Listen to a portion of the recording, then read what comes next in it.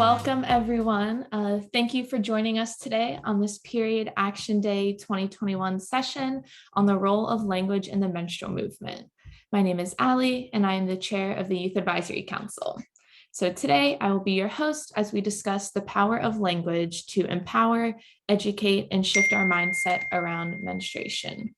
Today, we'll be having an engaging discussion with panelists who have a lot of experience and passion in this topic.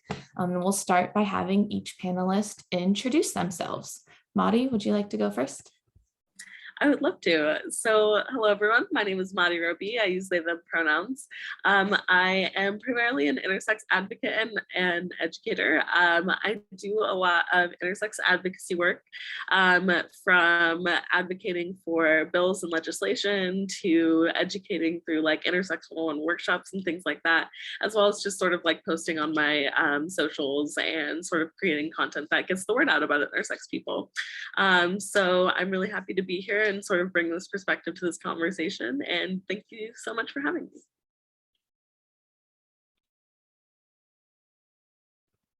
Bree, do you want to jump in next? Yeah, so my name is Bree Reddick. Pronouns are she, hers. I am currently the editor for The Rag, which is the blog put on by Period, where we publish all sorts of young folks' experience with menstrual activism. I'm also a PhD student and a writer where I explore kind of the intersections of social justice and menstruation, but more specifically gender and menstruation and the environment. So really excited to be here. And Rain Dove, if you want to jump on next. Hi there, my name is Rain Dove, Rain like in the sky, Dove like the bird. I'm primarily known as an activist and a model. In fact, one of my modeling images went viral around menstruation. It was just wearing a pair of boxer briefs while bleeding, and it opened up a much larger conversation.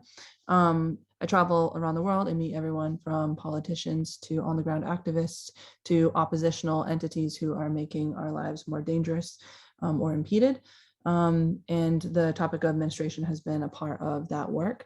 And it is grossly different in different parts of the world where people don't have access to the same resources.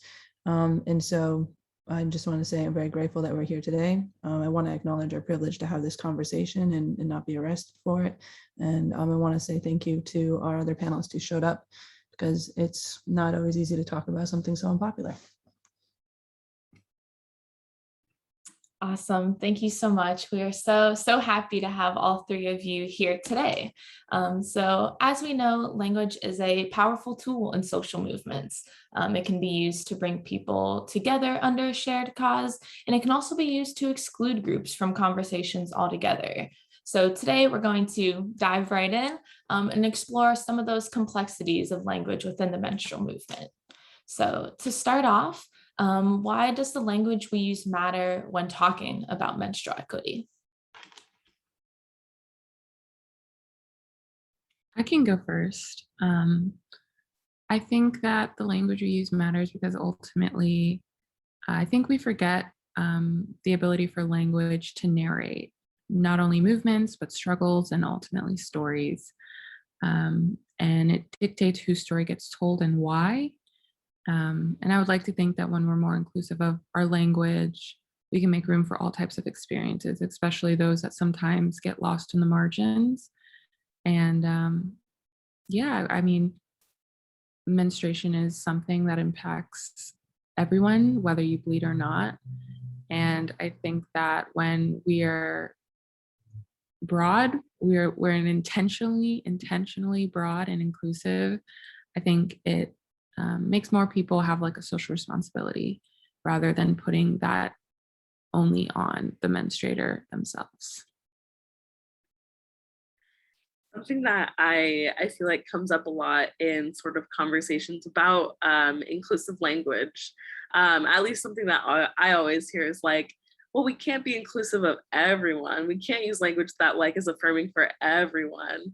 And honestly, I think I would challenge that assumption, because I know that there are ways that we can make our language super, super inclusive. For instance, I sort of advocate, like as an intersex activist, for using language that focuses on function and not just form. So the way that that sometimes looks is saying like, oh, people who menstruate, you know, people who bleed, people who can get pregnant if you know we're having conversations about fertility. And it's not that it's not that like we're going to replace the terms like woman or whatever with like these language you know, these terms and phrases, but we are going to be using language that's like you know, like Brie was saying, like intentionally more broad, so that it doesn't just like sort of like pigeonhole anyone into feeling like they can't talk about their experiences without it invalidating like their gender, their other identities. Yeah, 100%. You two, amazing answers. I think that language is one of the most antiquated tools that we have as a species. And yet sometimes I think that the menstrual products themselves have advanced more than language around the menstrual products. I think that one of the things that people don't realize is that most limitation is rooted in language. And so language is our primary force and function to be able to define accessibility in a way that people can understand. And that is why it's really important to try to expand out as much. One of the interesting things that you said, Madi, that I thought was really spot on is especially about people. They're afraid that when language is too inclusive, it becomes too wide to be able to address the very specific needs of people, because everyone is a very unique entity and they're all functioning within very specific groups of needs. One of the things people are worried about is being forgotten and being left behind, that perhaps if the language is too broad, you can't fight for that very specific thing that isn't being catered to in your community or for you. And one of the things I think we can actually do better with is not just waiting for people who are not as educated, or maybe people who are oppositional to us, to use language for ourselves, but we as people who already are advocating for menstrual equity. I do think that it is up to us to really tell people that they're not going to be losing out, and to demonstrate and illustrate actually just how much more advanced their personal care is going to be if we're able to include all persons involved with this experience.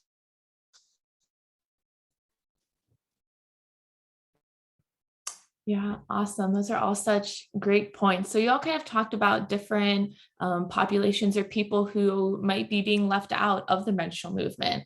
Do you want to talk specifically on what are some of those like challenges that those populations might experience when the language isn't centering them, isn't including them in this conversation? Yeah, I think that one of the ways that language gets manipulated, particularly in the menstrual movement, is it centers the experience of cis white women and menstruating, and that often is directly oppositional or contrast the experience of third world women or poor menstruators of color. And I think that often those experiences, like there's never a convergence of like where they intersect, and I think that's where we get kind of jumbled up on when to talk about like the medical experience versus when to talk about the social experience. And I would just challenge people to think that there is unity in our diverse experiences, and you don't always have to find the commonality in order to relate to one another and to feel empathy for one another. But I do think that a lot of times, whether it's tampon commercials showing, oh, look, you can do cartwheels in this tampon that's, you know, directly a part of like a capitalist adventure for like, you know, capitalizing on our periods.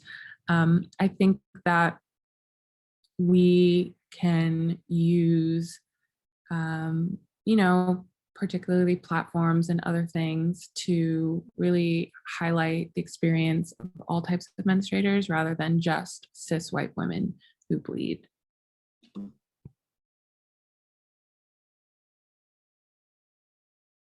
Ah.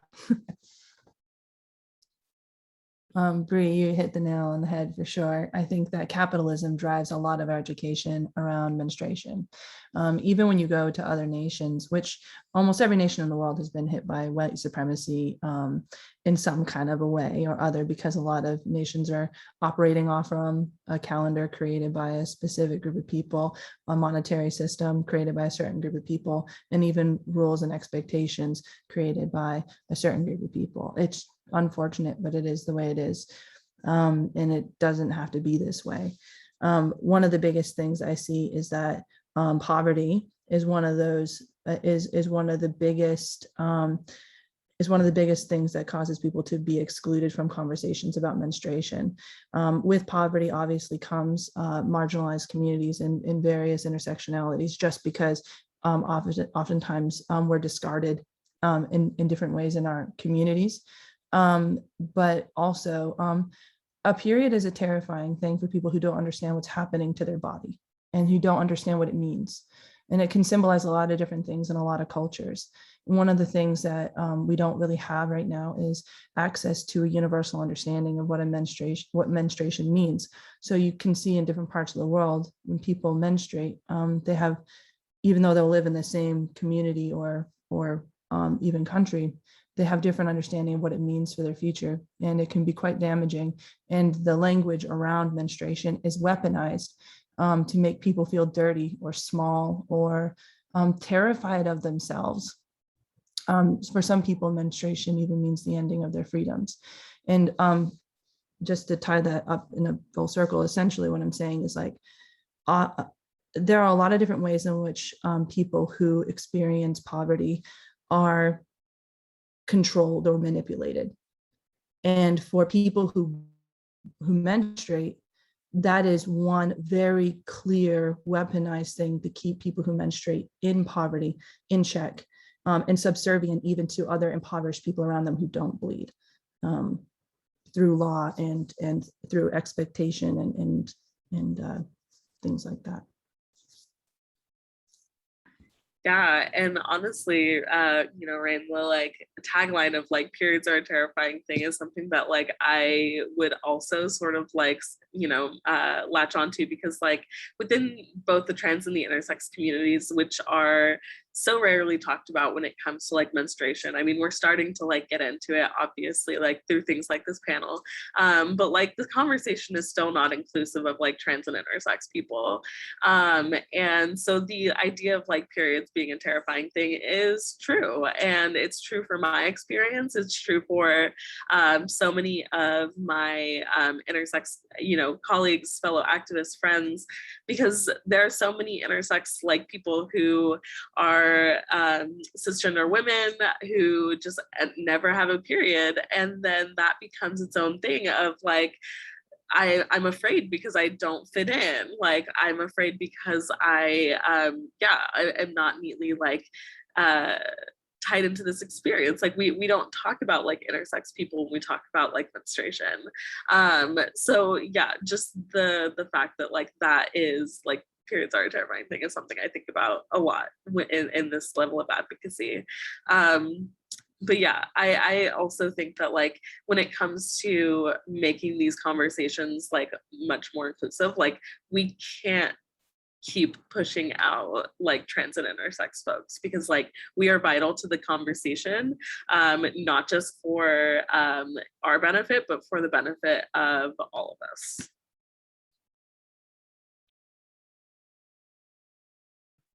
Yeah, thank you all for that. I really appreciate that kind of like common thread throughout of like, just because you don't menstruate doesn't mean this doesn't affect you, like uplifting all of these different populations who menstruate, or including those who don't menstruate in the conversation, like helps everyone. Like there's no downside to that. And so really appreciate you all mentioning that. So what kind of looking forward, how can we use language as a tool to make the menstrual movement more inclusive, more cohesive, and make sure that we are including everyone in these conversations?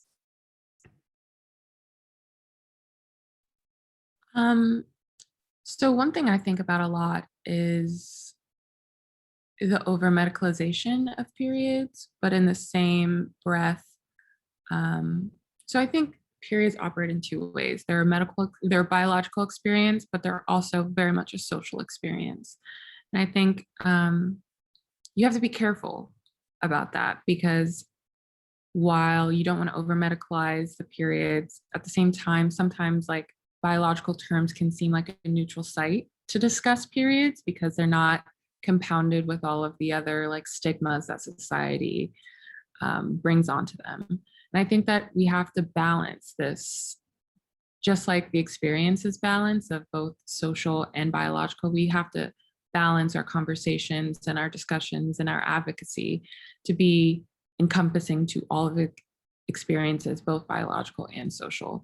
As Rain Dove was saying, there are so many people that, the problems that they have with their periods can range from literal, like, I don't know, medical, medical broadly,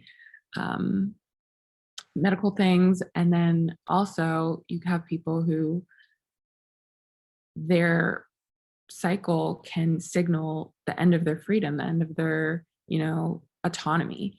And so I think that you really have to be able to balance, which I don't think that there's an exact equation, but you really do have to be able to balance this social and biological experience, because ultimately that's what's making up this menstrual movement. It's not just about the physical act of bleeding. It's so much about what it means to bleed and who bleeds and why we bleed, and whether the ethics of bleeding. And when we go back to like even, Adam and Eve are, women bleeding because of this like ultimate sin, and it's this curse that we have.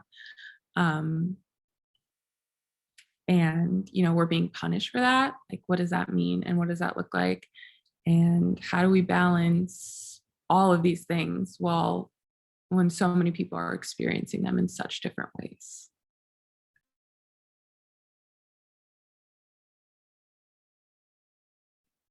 Yeah, like you made me laugh so hard. I was like, F that apple, man. But I think it was a fig back then. I think it was a fig, but it got translated to apple because apparently that was more accessible for people in Europe. Yeah, it's one of the things about languages. You have to think about how we can change things, and there's a lot of different ways. You have people on the ground in their communities trying to shift things, but one of the things we have to keep in mind is that everyone is having they're at a different echelon or tier of confrontation and dialogue about these things. And oftentimes in the Western world, and oftentimes in places where there's more privilege to accessibility of communications, there's been a lot of progress in feeling safe or having access to products. And so they're at a different place in their immediate communities with language. And they may feel like, well, the answer is let's just use our language and let's throw it out to the world and everyone should use our language. What they don't realize is a lot of communities are still in the very beginnings of these dialogues. And one of the difficult things we have to talk about is, there's a lot of cultural, religious things that are related to menstrual cycles. How much of eradicating that lore and that narrative is also almost whitewashing or erasure of a culture and a culture's right to experience the world how they want to experience it. Whose job or whose responsibility is it to change the lore of a community or a religion or a space? Those are very difficult conversations we have to have. The other thing is what I tend to look at is, who has the ability to create the most power at this current moment around menstruation. And when you look at it, one of the biggest things that has created this oppression of people based on their menstrual cycle, it's often been power. So money, government, and religion, these three things that control people and force people to act in a particular way that benefits a very small group of people. These are the things that we have to look at trying to shift if we want to be able to save people. And I think that one of the great things we can do is, for instance, look at how commercials are created. Commercials have the ability to actually, even though they're capitalistic, because they are capitalistic, they shift the narrative of what is acceptable language. We have to keep on doing what like Madi's doing with the pushing legislation. And we have to, if you have the resources and space and time to give, we need to encourage people within their own communities to shift legislation. It's the only thing that's going to change everything on the down, you know, that go from top down, is if we can change government, we can change money flow. Anyway, it's a very big task, but it's not impossible to do. But we have to do it collectively. Yeah, and I was sort of thinking about something that Bree said, which was about sort of like the over medicalization of like these conversations, the over medicalization of like menstruation, and that's something that I feel like I've talked about with regards to language like a lot lately, because like I wasn't actually aware, like, and this is the silliest thing to say, but like at a certain point I wasn't aware that I could use different language for my own experience.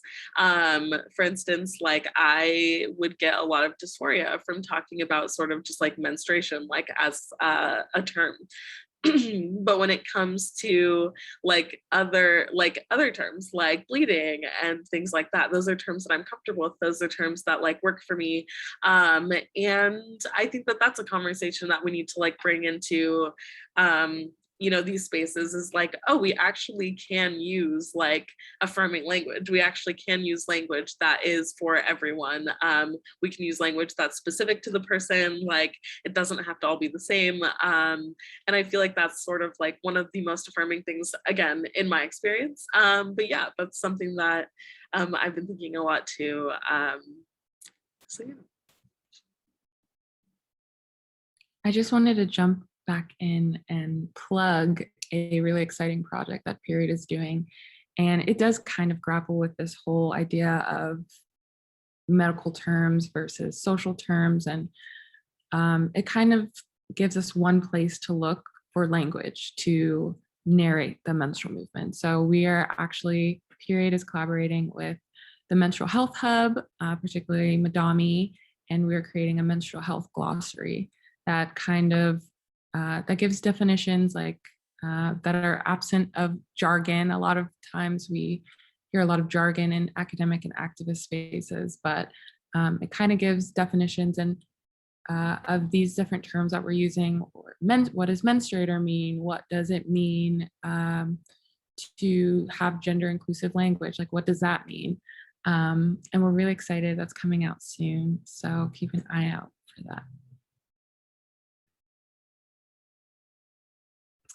Awesome. Thank you all so much for your valuable insights over those last couple questions. I kind of want to wrap up and leave a call to action for our audience, for the activists watching. What is like an everyday thing that people can try to change without it having to be maybe not as daunting as like tackling legislation? What's something that people can do every day to work to be more inclusive and use language as a positive tool? I do have something. One of the difficult things is some people don't have a lot of money, and they don't really have the ability to take physical action in their own environments because it could be very dangerous to them. But they can contribute to other adjacent communities or individuals who will ultimately help make their environment safe enough for them to take to the streets and march themselves without having to give their life. One of the easiest things to do is, if you see somebody who is advocating for a more inclusive and open world, it doesn't cost anything to comment or like or watch their content, even if you're using a VPN and like a secondary kind of stash away account. It may seem silly, like how does that help at all?